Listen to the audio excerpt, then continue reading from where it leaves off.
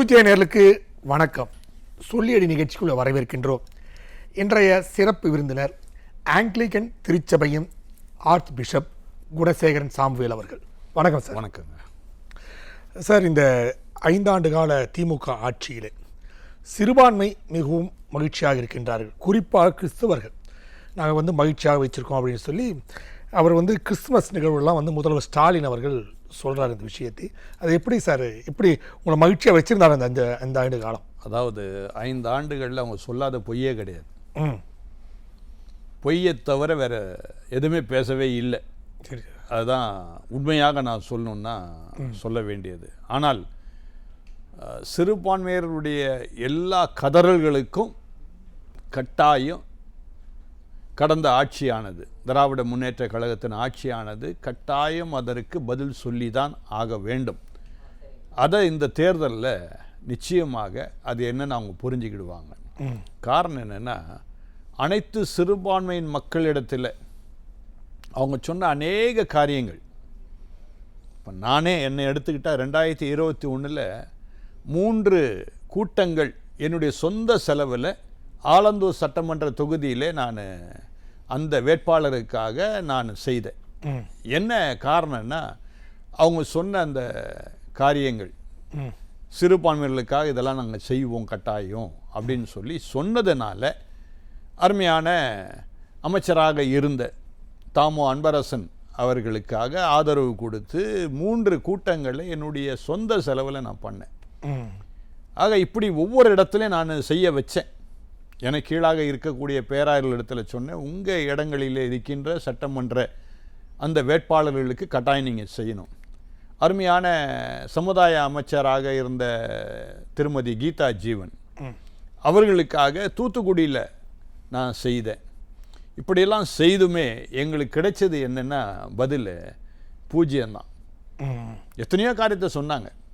இப்போ ஒவ்வொன்றா நான் சொல்லிக்கிட்டு இருந்தால் நேரம் நமக்கு காணாது. ஆனால் சொன்ன எந்த காரியத்தை நிறைவேற்றவே இல்லை. அதனால் சிறுபான்மையர்கள், விசேஷமாக கிறிஸ்தவர்கள், அவர்கள் மேல் கட்டாயம் இந்த முறை பயங்கர கோபத்தில் இருக்கிறாங்க. அதான் நான் சொல்ல முடியும்.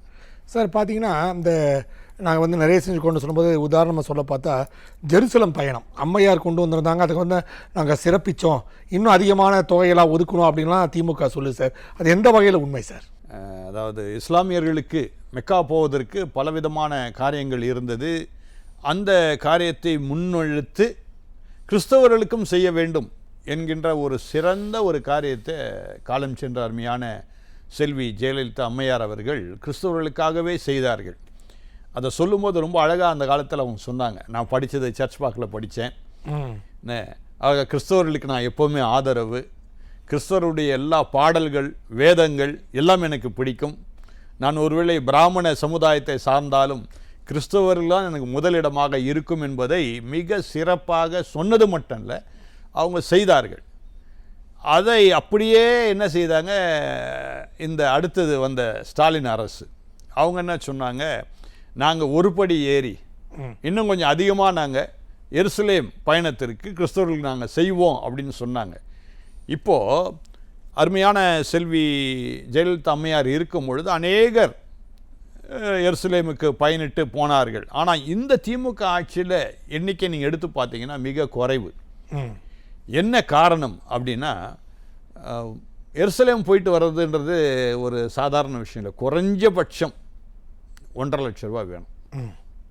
நீங்கள் மானியமாக எவ்வளோ கொடுத்தாலும் சரி, 1.5 லட்ச ரூபா செலவு பண்ணிட்டு போகிற அளவுக்கு முதல்ல ஒவ்வொரு கிறிஸ்தவர்களும் முன் வரணும்.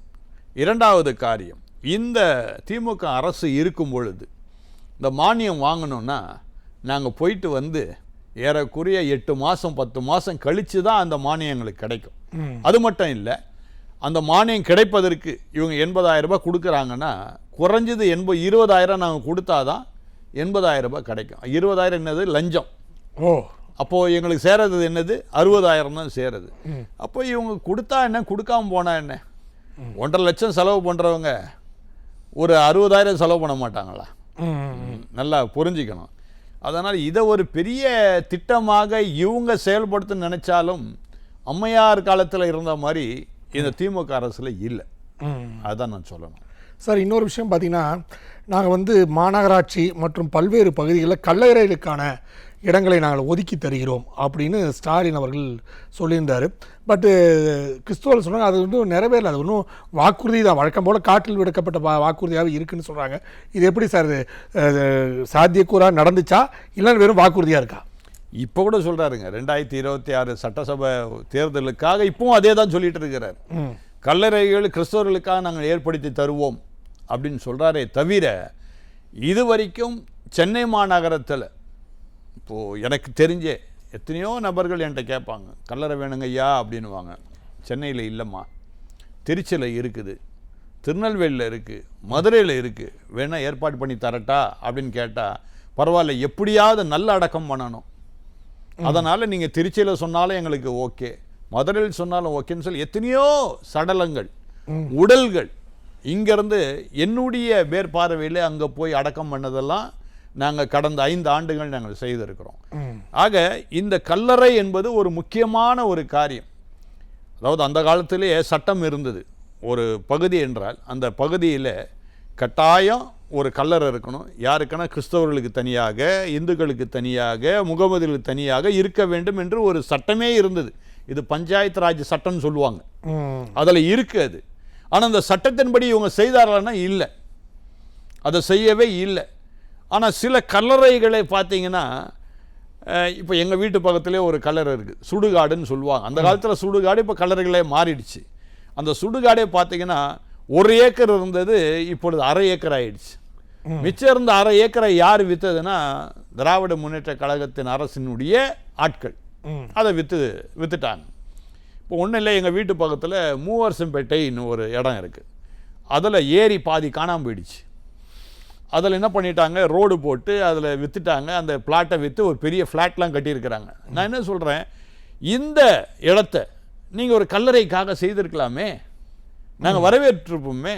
அதெல்லாம் விட்டுட்டு இவங்க சொன்னது ஒன்றுமே செய்யலை இந்த 5 ஆண்டுகளில். விசேஷமாக கிறிஸ்தவர்களுக்கு கல்லறை என்பது ரொம்ப ரொம்ப முக்கியமான காரியம். இப்போ நான் இறந்துட்டா எனக்கு வந்து கல்லறை வந்து சென்ட் தாமஸ் மவுண்ட், எங்கள் அப்பா அம்மாவுடைய கல்லறை அங்கே தான் இருக்குது. ஒவ்வொரு முறையும் நாங்கள் அவனை நினைவு கூறுவதற்காக அந்த கல்லறைக்கு நான் போயிட்டு வரும்போது நான் கல்லறை தோட்டக்காரை பார்த்து சொல்லுவேன், தம்பி எனக்கு எங்கே வச்சிருக்கிற அப்படின்னு கேட்பேன். அவர் சிரிப்பார், ஐயா நீங்கள் வாங்கய்யா உங்களுக்கு இல்லாததா அப்படின்வார். எனக்கு தெரியும், உயிர் இருக்கும்போது அவர் சொல்லலாம் உங்களுக்கு இல்லாதான்னு. ஆனால் என் உயிர் போயிடுச்சு, நான் தவிக்க போகிறது என்னோடய குடும்பம் தான், இந்த திமுக அரசு கிடையாது. அதே வண்ணமாக தான் மறுபடியும் 2026 இதே காரியத்தை சொல்லிகிட்டே இருக்கிறாங்க. தேர்தல் அறிக்கையான சொல்கிறாங்க, கிறிஸ்தவர்களுக்கு நாங்கள் கட்டாயம் செய்வோம். இந்த கிறிஸ்தவர்களுக்கும் கொஞ்சம் சிந்தனை பண்ணி பார்க்க மாட்டுறாங்க. ஒவ்வொரு முறையும் சொல்லிட்டாங்க, 5 வருஷம் சொன்னாங்க, ஒன்றுமே நடக்கலைன்னு. இன்னொரு காரியத்தை நான் கட்டாயம் சொல்லி ஆகணும். சென்ட் தாமஸ் மவுண்டில் பார்த்தீங்கன்னா ஏறக்குறைய 220 திருச்சபைகள் இருக்குது. அதாவது தன்னிச்சையாக செயல்படக்கூடிய 220 திருச்சபைகள். அதன் தலைவர்களை என்ன பண்ணுறாரு, ஆலந்தூர் தொகுதி எம்எல்ஏ தாமு அன்பரசன், அவர் தான் மந்திரியாக இருந்தார் வேற, அவர் கூப்பிட்டு என்ன பண்ணுறாரு, அவங்களுக்கு ஒரு ஆர்டரை கொடுக்குறாரு. நீங்கள் கவலைப்படாதீங்க, உங்களுக்கு கல்லறைக்கு ஆர்டர் கொடுத்தாச்சு, பிரச்சனையே இல்லை. உடனே அவங்க என்ன பண்ணுறாங்க, அதை ரொம்ப சீக்கிரட்டாக வச்சுக்கிட்டு ஆர்டரே நம்ம வாங்கிட்டோம் அப்படின்னு சொல்லிட்டு இடத்த போய் பார்க்க போகிறாங்க. இடத்த போய் பார்க்க பார்த்தா ஃபுல்லாக காம்பவுண்ட் சுவர் இருக்குது. அந்த இடத்துல காம்பவுண்ட் சுவர் இருக்கவே இவங்க என்ன பண்ணுறாங்க, மறுபடியும் அந்த அமைச்சர் தாமு அன்பரசன் கிட்ட போகிறாங்க. போயிட்டு என்ன பண்ணுறாங்க, என்னங்க உள்ளே நுழைய முடியாது போல் இருக்குது, காம்பவுண்ட் சுவர் இருக்குது, என்ன செய்யலாம் அப்படின்னு கேட்டப்போ அவர் என்ன சொல்கிறாரு, ஆலோசனை, செவரை உடைச்சிட்டு நீங்கள் போங்கன்றார். உங்கள் இடத்துல நான் செவரை உடைச்சிட்டு வந்தால் நான் என்னென்னு அர்த்தம், ஹைபாஸ், என்ன பாஸ், ஹைபாஸ் பண்ணுறோன்னு அர்த்தம். ஹைபாஸ் கிடையாதுங்க, திருடன்னு அர்த்தங்க. என்ன திருட சொல்கிறாரு உங்கள் இடத்த. ஏங்க நீங்க காம்பவுண்ட் சுவர் போட்டு ஆக்கிரமிப்பு பண்ண சொல்றாரு. ஆக்கிரமிப்பு நீங்க ஸ்டைலா சொல்றீங்க, நான் கலோக்கியலா நான் சொல்றேன். அதே வார்த்தை ஆக்கிரமிப்புன்ற திருடுறேன்னு அர்த்தம். போய் திருடுறா அந்த இடத்த அப்படின்றீங்க. ஏங்க கிறிஸ்தவ பாஸ்டருங்களை பார்த்து நீ திருடு அந்த உடைச்சிட்டு போனா என்ன அர்த்தம்? அப்போது கடைசியாக வேறு வழி இல்லாமல் என்கிட்ட வந்து அந்த ஆர்டரை காமிக்கிறாங்க. அந்த ஆர்டரில் பார்க்குறேன், கலெக்டர் கையெழுத்து போட்டிருக்கிறாரு. நான் சொன்னேன், இது வந்து ஆர்மி உடைய இடம், டிஃபென்ஸ் உடைய இடம். டிஃபென்ஸ் இடத்துல நீங்கள் தப்பி தவறி கூட சுவர் எழும்பி குதிச்சா கூட உங்களை சுட்டுருவாங்க. கண்டிப்பா. நீங்கள் சுவரை உடைக்கவே கூடாது, ஜாக்கிரதை, தப்பி தவிர இந்த காரியத்தை செய்த எடுத்துகிட்டு போய் தாசில்தார் ஆஃபீஸில் இந்த சர்வே நம்பரில் இது யாருக்கு இருக்குது அப்படின்னு சொல்லி கேட்டப்போ அங்கே உள்ள பக்கத்திலேயே தாசில்தார் ஆஃபீஸ் இருக்குது, இந்த இடத்து பக்கத்திலே. அங்கே போய் கேட்குறாங்க, அந்த தாசில்தார் என்ன சொல்கிறாரு, இது எங்களுக்குள்ள இது இல்லைங்க, கார்பரேஷனில் போய் கேளுங்கன்றாங்க. கார்பரேஷனுக்கு போகிறாங்க. கார்பரேஷனுக்கு என்ன சொல்கிறாங்க, பல்லாவரத்தில் ஒரு ரெஜிஸ்டர் ஆஃபீஸ் இருக்குது, நீங்கள் அங்கே போங்கன்றாங்க. பல்லாவரம் ரெஜிஸ்ட்ரார்ட்ட போய் கேட்டால் எங்களுக்கும் இதுக்கும் சம்மந்தமே கிடையாது, டிஃபென்ஸ் உடைய இடங்கன்றாங்க. அப்போ இவர் கொடுத்த ஆர்டரு ஃபோர்ஜரி. கையெழுத்து போட்டிருக்குது யாரு? கலெக்டர். ஒரு கலெக்டர். அப்போ இந்த ஃபோர்ஜரிக்கு யார் மாட்டுவா? கலெக்டர் தான் மாட்டுவா. கலெக்டர் தான் மாட்டுவார், அன்பரசன் இல்லை. ஏன்பா அவர் சொன்னார், அமைச்சர் சொன்னார், நீ ஏன்பா கையெழுத்து போட்டோன்னு தான் நாளைக்கு கோர்ட்டில் கேட்பாங்க கேள்வி. இப்படி மற்றவங்களை சிக்க வைத்து விட்டு இவங்க தப்பித்துக் கொள்வார்கள். இதுதான் திராவிட முன்னேற்ற கழகம். இல்லை சார், இன்னொரு இப்போ சொல்கிறீங்க, பட் பார்த்தீங்கன்னா பல நிகழ்வுகளில் வந்து நம்ம அறநிலைத்துறை அமைச்சர் சேகர் பாபு போக அலையிலான்னு சொல்லி தான் நிகழ்ச்சியை ஆரம்பிக்கிறார். அது உதயநிதி ஸ்டாலின், நான் பிறப்பால் கிறிஸ்தவன், என் மனைவியும் கிறிஸ்தவர்கள், ஸோ நாங்களாம் கிறிஸ்தவர்கள், நாங்கள் கிறிஸ்தவர்கள் நல்லது செய்வோம்னு சொல்கிறாங்க. ஸோ இவங்களை தங்களை கிறிஸ்துவ பறைசாற்றிக் கொள்கிறார்கள். இதெல்லாம் போலியா சார்? நிச்சயமாக போலி தாங்க. இப்போ நான் வந்து கிறிஸ்தவ ஆன்மீக தலைவர், நான் என்ன சொல்கிறேன், இந்துன்னு சொல்கிறேன். என்ன இப்போ நீங்கள் ஒரு கேள்வி கேட்பீங்க, எப்படிங்க இந்து நீங்கள் சொல்லலாம் அப்படின்னு. நான் என்ன சொல்ல வரேன், கிறிஸ்தவன் ஒரு மதமே கிடையாது, இந்துன்னு ஒரு மதமே கிடையாது. நான் ஏன் இந்துன்னு சொல்கிறேன்னா, இந்துஸ்தான், நான் இருக்கிற என்னுடைய நாட்டின் பேர் இந்துஸ்தான், சமஸ்கிருத வார்த்தை அது, இந்துஸ்தான், அதான் இந்தியா. என்னுடைய வேதத்தில் போட்டிருக்குது அழகா. எஸ்தர் 1:1 ஒரு பகுதி இருக்குது வேதத்தில், அதில் கிளீனாக போட்டிருக்குது ஃப்ரம் இந்துஸ்தான், அதில் இந்து தேசத்திலிருந்து அப்படின்னு தமிழில் இருக்குது. ஆங்கிலத்தில் ஃப்ரம் இந்தியா அப்படின்னு போட்டிருக்கு. அப்போ இந்து தேசம்ன்றது இந்தியா தான். அப்போ இந்தியாவில் நான் வசிக்கும் போது நான் இந்துஸ்தானில் வசிக்கிறவன் நான் என்ன சொல்லணும், இந்து தான் நான் சொல்லணும். கிறிஸ்தவன் வந்து ஒரு மார்க்கம்.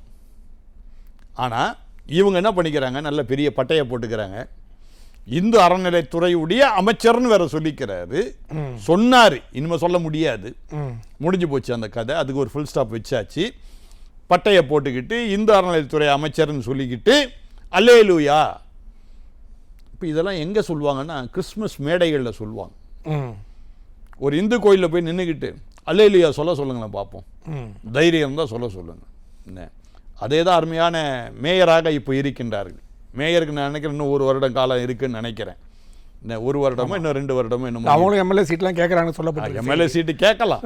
என்ன இப்போ அவங்க இதை தோண்டி நீங்கள் எடுத்தீங்கன்னா அவங்களுமே கிறிஸ்தவர்கள் தான். இல்லை சொல்கிறீங்க சார், பட் பார்த்தீங்கன்னா பல பிஷப்புகள் வந்து போய் ஸ்டாலின் அவரை சந்தித்து தங்கள் ஆதரவை தெரிவிக்கிறாங்களே சார், அதுக்கு என்ன காரணம்னு நினைக்கிறீங்க? அது என்னன்னா, கவர்மெண்ட்டுடைய ரெகக்னிஷன் கட்டாயம் தேவை. ஏன்னா இப்போ யார் போகிறா அப்படின்னா, இது வரைக்கும் நான் எந்த ஒரு அமைச்சரையோ எந்த ஒரு முதலமைச்சரையோ நான் போய் சந்தித்ததே கிடையாது. என்னுடைய எந்த காலத்திலுமே சந்தித்தது கிடையாது. ஒரே ஒரு நேரம் அருமையான டாக்டர் கலைஞரை போய் சந்தித்தேன். என்னென்னா, அப்போது நம்ம அருமையான செல்வி ஜெயலலிதா மதமாற்ற தடை சட்டம்னு சொல்லி 2000 கொண்டு வந்தாங்க. அதனால் போய் கேட்டேன், டாக்டர் கலைஞர் போய் கேட்டப்போ அவர் என்ன சொன்னார், கட்டாயம் நான் அதெல்லாம் சரியாயிடுன்னு. கடைசியில் அங்கே ஒன்றும் சரியாகலை. பிறகு மறுபடியும் முதலமைச்சர் ஜெயலலிதா கிட்ட டைரெக்டாக போயிட்டேன் நான். இன்னமா மதமாற்ற தடை சட்டத்தை கொண்டு வந்திருக்கீங்களே, இது கிறிஸ்தவர்களுக்கு எதிரானது இல்லவா அப்படின்னு சொல்லி கேட்கும் போது அவங்க ஒரே ஒரு வார்த்தை சொன்னாங்க, மதமாற்ற தடை சட்டம் உங்களுக்கு நான் கொடுக்கவே இல்லை, கிறிஸ்தவர்களுக்கு எதிராக கொடுக்கவே இல்லை. நீங்கள் எங்கே மதம் மாற்றுறீங்க, மதமே மாற்றல, மனம் தானே மாற்றுறீங்க அப்படின்ட்டாங்க.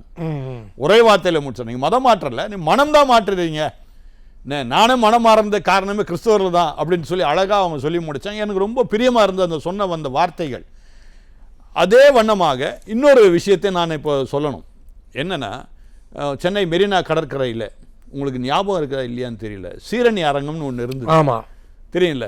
தெரியும். சீரணி அரங்கத்திற்கு பல்வேறு கூட்டங்கள் நடைபெறக்கூடிய. ஆமாம், ஒவ்வொரு மே மாதம், இப்போ கூட மே மாதம் வரப்போகுது, இந்த 2 மாதத்துல ஒவ்வொரு மே மாதம் பார்த்தோன்னா பேரின்ப பெருவிழா அப்படின்னு நடக்கும். 10 நாட்கள் நடக்கும். அதாவது சென்னையை சுற்றியுள்ள மக்கள் அந்த 10 நாட்கள் ஏதாவது ஒரு நாள் என்ன பண்ணுவாங்க, அந்த பேரின்ப பெருவிழாவுக்கு வருவாங்க. என்ன காரணத்தோடு வருவாங்கன்னா, பிள்ளைகளை அப்படியே பீச்சை கொண்டு போய் காட்டலாம். அந்த சீரணி அரங்கம் இருந்தது. சீரணி அரங்கம் உடைக்கப்பட்டது. அப்போ டாக்டர் கலைஞர் போய் நாங்கள் கேட்குறோம், எங்கள் ஆட்சி வந்த உடனே முதல் காரியமே சீரணி அரங்கம் அப்படின்னாங்க. இன்னைக்கு வரைக்கும் கட்டினாங்களா? திமுக ஆட்சி வந்துடுச்சுங்க. இதுக்கு முன்னாடியும் வந்துச்சு. அப்போ சிறுபான்மையினர் முஸ்லீம் கட்டினாங்களா? இல்லை. அப்போ இந்த பேராயர்கள், இந்த பிஷப்லாம் ஏன் இந்த முதலமைச்சரை போய் பார்க்குறாங்கன்னா, இவங்களுடைய கட்டடங்கள் எல்லாம் லீஸுக்கு இருக்குது. இப்போ ஒயிட்ஸ் ரோடில் சிஎஸ்ஐ உடைய சினாட் ஆஃபீஸ்னு ஒன்று இருக்கு. அடுத்தது ஜெமினி பிரிட்ஜ் பக்கத்தில் சிஎஸ்ஐ உடைய டயசன் ஆஃபீஸ்னு ஒன்று இருக்குது. இந்த இடங்கள்லாம் யாருக்கு சொந்தம்னா கவர்மெண்ட்டுக்கு சொந்தமான இடம். சரிங்களா? கவர்மெண்ட்டுக்கு சொந்தமான இடமா இருப்பதினால என்ன பண்ணுறாங்க, அவங்க முதலமைச்சரை போய் பார்த்தாதான் நம்ம தக்க வைக்க முடியும், அது லீஸை க்ளோஸ் பண்ணுவாங்கன்னு பயப்படுறாங்களே தவிர ஒன்றும் முதலமைச்சர் ஒன்றும் பண்ண போகிறதில்ல. கண்டிப்பா இந்த லீஸு வந்து யாருக்கிட்ட இருக்குன்னா சென்ட்ரல் கவர்மெண்ட்ல தான் இருக்குது. இந்த முட்டாள்களுக்கு அதெல்லாம் தெரியல.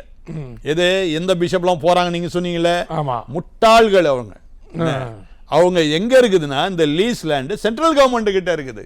நீ எங்க போய் நிக்கணும்? பிரைம் மினிஸ்டர் கிட்ட போய் நிக்கணும். ஆனா நல்ல பிரைம் மினிஸ்டர் பாருங்க, இதுவரைக்கும் அந்த சட்ட திட்டங்களை கொண்டு வரவே இல்லை. எந்த விதத்திலும் கிறிஸ்தவர்களுக்கு எதிராக அவர் செயல்படுத்தவே இல்லை. அவர் அமைதியாக இருக்கிறார். ஆனா இவங்க தான் போய் முதலமைச்சர் காலில் போய் விழுறாங்க. கண்டிப்பா சார். சார், உங்கள் நேரத்தை ஒதுக்கி எங்களை பேட்டி எழுதி மிக்க மகிழ்ச்சி. நன்றி சார். மிக்க நன்றிங்க. நேர்களை மீண்டும் அடுத்த சொல்லியடி நிகழ்ச்சியில் சந்திப்போம். அது ஒரு நன்றி, வணக்கம்.